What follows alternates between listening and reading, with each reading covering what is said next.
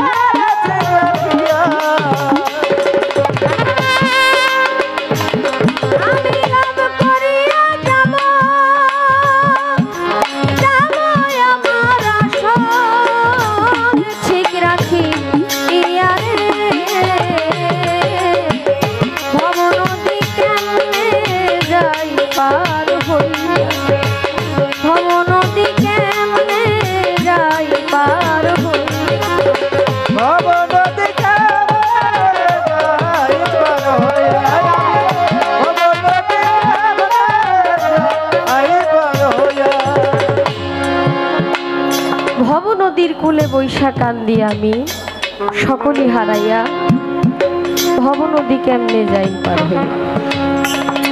আশা ছিল ভাই বেরদর সকলেরই লইয়া, হারি দিয়া যাব আমি ভাইসালি খেলায়। প্রত্যেকটা মানুষের হিসাব প্রত্যেকটা মানুষেরই দিতে হবে, এর বাহিরে আসলে কিছুই না। একজন কামেল মুর্শিদ পারেন একজন মানুষকে সঠিক পথ দেখাইতে। সারা রাত্র গুরু ভক্তের পালা হইল, যে মানুষ ঘুমন্ত তাকে কখনো জাগানো যায় না। একজন ঘুমন্ত মানুষ কখনো আরেকজন ঘুমন্ত মানুষকে সজাগ করতে পারে না। একজন সচেতন মানুষই পারে আরেকজন ঘুমন্ত মানুষকে সজাগ করে দিতে। মুর্শিদের কাছে যাব, মুর্শিদ আমাকে সেই পথ দেখায় দিবে। কারণ এই যে ভব নদীর মধ্যে আমরা আছি, কত কিছুই আমাদের প্রয়োজন, জীবনের তাগিদে আমাদের চলতে হয়। কত চাহিদা, বাড়ি আছে, গাড়ি আছে, নারী আছে, সব আছে, টাকা পয়সা সবই আছে। আসলে সবই আমার, আমার বাড়ি আমার, ঘর আমার, সব আমার। আসলে আমি যে কার, এই প্রশ্নটা একবারও করার সুযোগ হয় না। বাজানের একটা কথা কেমন যেন ভিতরে নাড়া দিয়ে উঠলো। আমি প্রায়ই গানের মধ্যে কেমন জানি হয়ে যাই যে আসলে পৃথিবীর মধ্যে বা বাংলাদেশের মধ্যে যত বাউল শিল্পী আছে তাদের মধ্যে প্রাপ্তি শিল্পী হইলাম আমি, ফকিরা বল। কথাটা বলছে না? কারণ গুরুদের বিষয় নিয়ে, গুরুকে ভালোবাসার জন্য যে কথা, যে উপদেশ আমি ফকিরা বল দিয়েছি, আমি কিন্তু এগুলো করতে পারি নাই বাবা। এই যে কথাটা বললো, আমরা